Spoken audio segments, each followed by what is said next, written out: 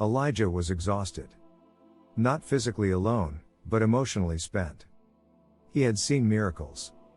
He had stood boldly for God.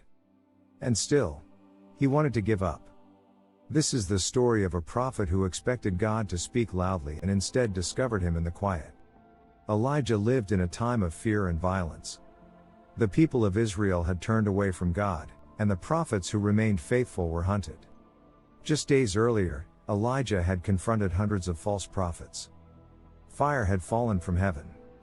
God's power had been unmistakable. But triumph did not bring peace. Instead, Elijah ran. When Queen Jezebel threatened his life, Elijah fled into the wilderness.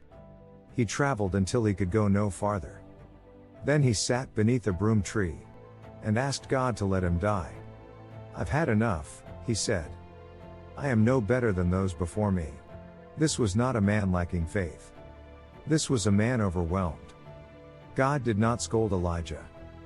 He did not correct him. He did not demand strength. Instead, God let Elijah sleep. An angel came, not with a sermon, but with bread and water. "Get up and eat," the angel said. And Elijah did. Then he slept again. Sometimes the most spiritual thing we can do is rest.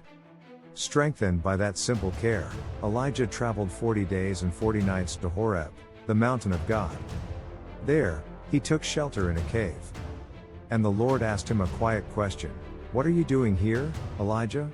Elijah answered honestly. He spoke of fear, of loneliness, of feeling forgotten. Then God told Elijah to stand on the mountain. A powerful wind tore through the rocks. But the Lord was not in the wind. An earthquake shook the ground. But the Lord was not in the earthquake. Fire followed.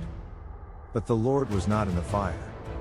Elijah had seen God move powerfully before, but this time, God chose something different. After the fire, there was silence. And then a gentle whisper. When Elijah heard it, he pulled his cloak over his face and stepped forward. The God of miracles was also the God of stillness. The God who sends fire also speaks softly.